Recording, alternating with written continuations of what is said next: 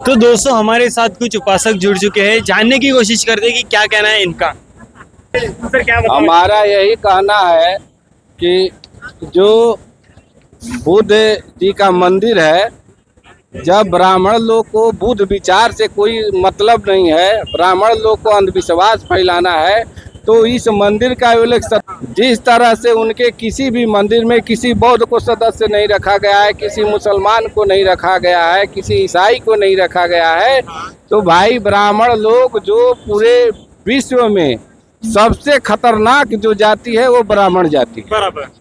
सबसे खतरनाक जाति है वो ब्राह्मण जाति है। हाँ। अभी मोदी सरकार आने से पहले ये लोग हिंदू थे। हाँ। अब सनातन हो गए हैं। बराबर। अब सनातन हो गए हैं तो हिंदू का जो सदी विच्छेद कीजिएगा, हीन प्लस दू, यानी जो दूसरे को हीन भावना से देखता हो, और ब्राह्मण लोग हीन भावना देखने में सबसे आगे हैं। वो पूरे विश्व को हीन भावना से देखता है। विज्ञान संविधान अपने ले लेता है। हाँ। और और बाकी जो फेंका हुआ चीज है वो शूद्रों के हवाले कर देता है। हाँ। तो ब्राह्मण जब तक रहेंगे ये बुद्ध विचार को ये पनपने नहीं देंगे। हम तो कहेंगे कि ये ब्राह्मण जो एक भारत में प्रोपेगेंडा चलाते हैं कि हम अफगानिस्तान तक थे। हाँ। तो भाई मेरे, जब देश का बंटवारा हो जाता है तो आप ही लोग क्यों नहीं अकेले हो जाते हैं? हाँ। आपका अंगुरी आ रहा है। आप ही लोग इस देश को छोड़ करके अलग एगो ब्राह्मण राष्ट्र बना लीजिए। यहाँ पर कोई हिंदू राष्ट्र, कोई सनातन से मतलब नहीं है। यदि मतलब रहता तो वो लोग जैसे हम लोग के शुद्ध जाति लोगों को पहले कोई पूजा पाठ करने का अधिकार नहीं था। तो भैया जब नहीं था तो अब क्यों दे रहे हो अधिकार? बराबर। काहे लिए कह रहे हो? जब राम मंदिर बनाना था तो घर घर से ईंटा ले गया, पैसा ले गया, और जब उसका ट्रस्ट बनाने की बात आ गई तो केवल अपने घुस गया, सभी शूद्रों को भगा दिया। तो इस समय वर्तमान में विज्ञान और संविधान ही सबसे बड़ा धर्म है, और शूद्र जाति लोग, पढ़े लिखे लोग यह बात नहीं समझते हैं और अपना अधिकार उस ब्राह्मण जाति के हाथों में दे देते हैं। ये 3% 97% पर राज करता है।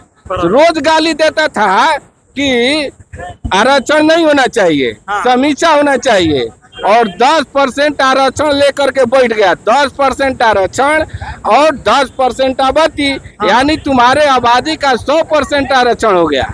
तुम्हारे घर का यदि कहते हो कि करीब 100 में है, तुम परसेंटेज निकाल लो भाई, कितना परसेंट तुम गरीब हो। तुम्हारे घर की बेटियां, बहन बेटियां कितने जा करके नाला सफाई करती हैं। को राजपूत ब्राह्मण होंगे, भूमियार लाला जो कि महिला पहले फेंका जाता था कपार पर लेकर के, को फेंका होगा? एगो नहीं आएगा नाम।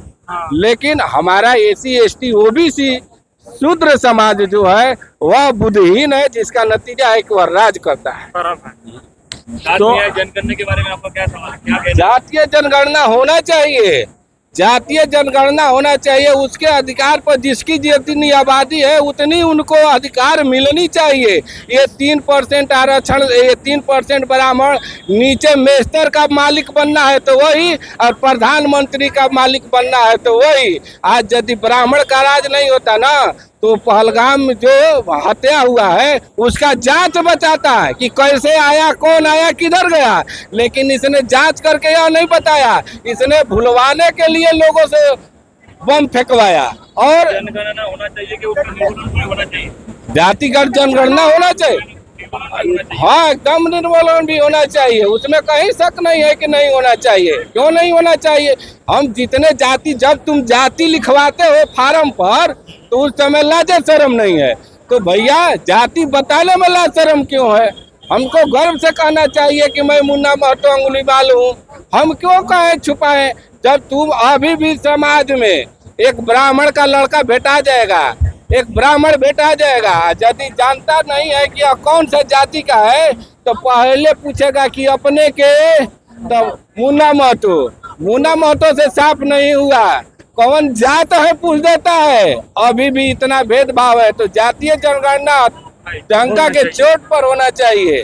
बहुत बढ़िया। आप कहाँ से और क्या आपका नाम बता दीजिए? मुन्ना महतो अंगुलीवाल, जो सासाराम रोहता जिला का रहने वाला। तो दोस्तों आप सबकी क्या राय है इस पर कमेंट सेक्शन में जरूर बताएं। और ऐसे ही वीडियोस देखने के लिए हमारे पेज को फॉलो सब्सक्राइब जरूर करिए।